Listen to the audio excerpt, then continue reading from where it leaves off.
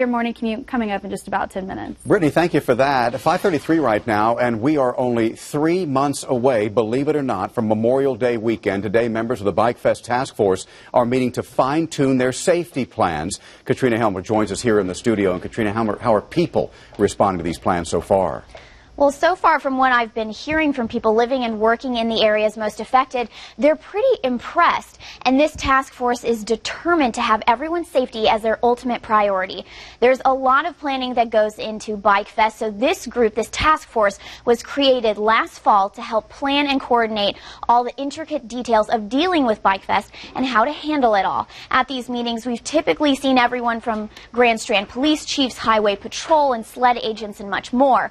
From past meetings, we know the task force members are confident in manning the 23-mile traffic loop that will run throughout the weekend. Business owners and residents I spoke with along Ocean Boulevard who will be directly affected tell me they are hoping everything does go as planned, because if it does, they are anticipating things to be much smoother compared to last years past.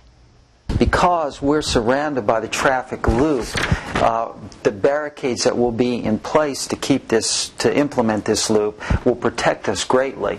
And with the few tweaks that we've suggested, I think we're satisfied that this is really a good first step to solving some of the problems that we had last year.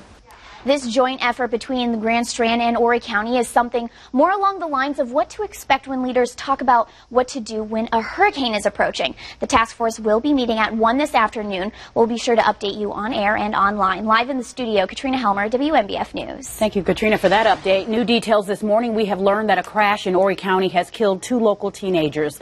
That crash involved 2 cars and happened at the intersection of Glens Bay Road and Highway 17 last night. South Carolina Highway Patrol says one of the cars went through a red light and crashed into the right side of the other vehicle. The county coroner tells us that 17-year-old Riley Block from Conway and 16-year-old Gavin Brunetti from Surfside Beach died from their injuries. 2 others were taken to Grand Strand Medical Center for non-life-threatening injuries.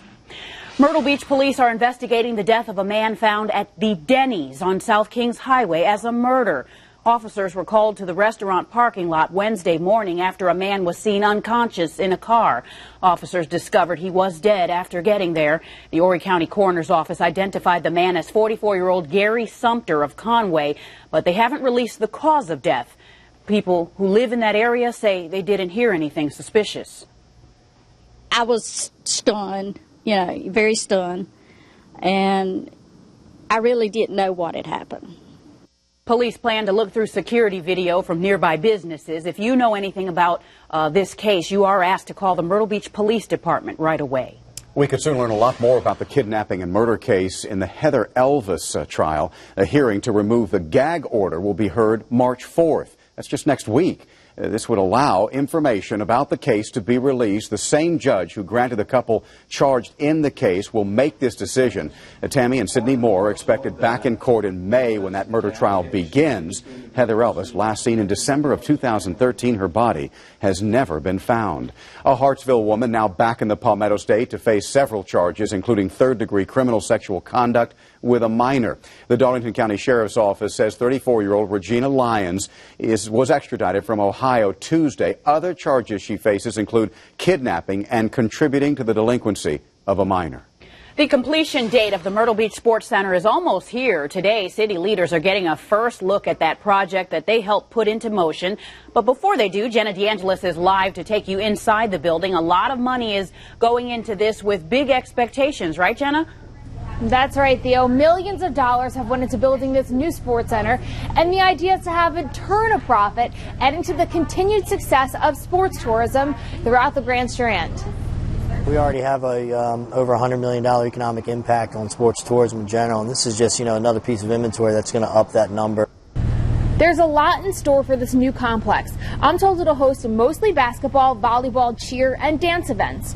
Once the ball gets rolling, the plans are to expand to other sporting events. I asked the general manager, John McDonald, if there will be a push for unique sports tourism events to draw on both first-time and repeat visitors. He said there is one in the works, and we'll hear more about it in the next month once the contributors sign off. The good news is the center is booked pretty solid. The marketing manager says until August, East, there's an event every weekend except for Memorial Day. While there will be some perks for locals, the idea behind the Sports Center is to bring in visitors to add to our tourism industry. The impact is going to be very substantial. We've got a lot of first-time visitors come to bring their kids to play in events. All studies show that sports tourism is the fastest growing tourism segment out there. Now, there has been talk about leadership programs being anchored in the Sports Center, and the GM says we'll hear more about that in the coming months. Right now, the focus is on the current events coming up, which start as early as next weekend. Reporting live in Myrtle Beach, Jenna DeAngelis, WMBF News. Students and organizers still preparing this morning for the 2015 Palmetto Regional First Robotics Competition. Remember this one? More than 60 teams from across the area, even the nation, are competing for robotic bragging rights at the Myrtle Beach Convention Center. The teams were setting up their equipment last night. The competition, designed to be a hands-on experience for the students interested in science, technology, engineering, and math. We're pretty much working on this every day since we know what the game is, and we get to know that once the new year rolls over. So since January, beginning of January, we've been working on this. Smart kids there. Practice competition begins today. The actual competition begins Friday at 8:30 with the finals on Saturday. That competition is open and it's free to the public. This morning, we're less than 48 hours from a Homeland Security shutdown. There is movement on Capitol Hill, but will it happen in time? Yeah, we get the latest now from NBC's Tracy Potts in Washington.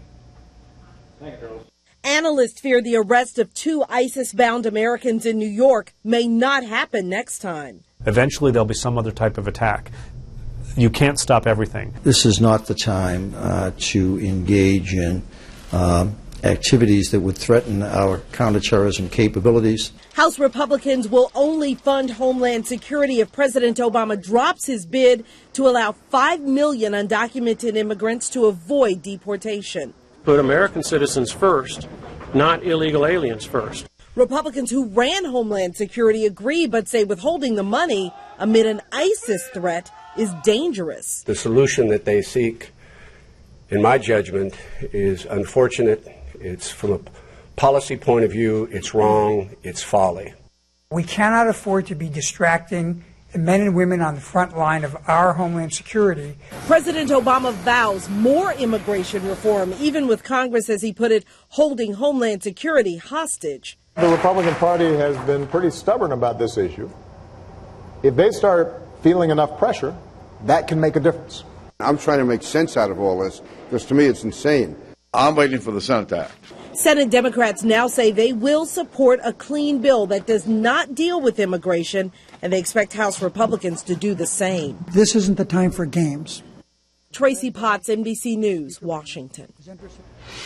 25 new jobs are on the way to Dillon County. Expert Machine and Fabrication is investing $2.6 million to move a larger facility in Latta.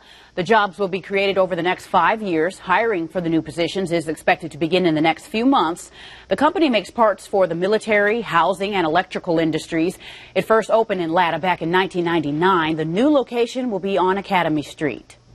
New this morning, we are learning how much it costs Border Patrol agents to spot illegal immigrants using drones. According to a recent government report, one arrest costs an average of about $28,000. Officials say they're also sensitive to the weather, those drones. Budget issues have forced the drones to be grounded about 80% of the time. Supporters of the program do say that despite the high price tag, it gives them a constant eyes in the skies. Ladies, a medical procedure to give you the perfect lashes could cause some damage if you aren't careful. The questions you need to ask before you try it. And your weekend is clear of rain, but the temperatures won't be that warm. I'll help you plan ahead in my first alert forecast. Is one of the most important muscles in your body, your heart. And if you want to live a long, healthy life, you need to take care of it. Today on WMBF News at 4, some easy tips for heart health.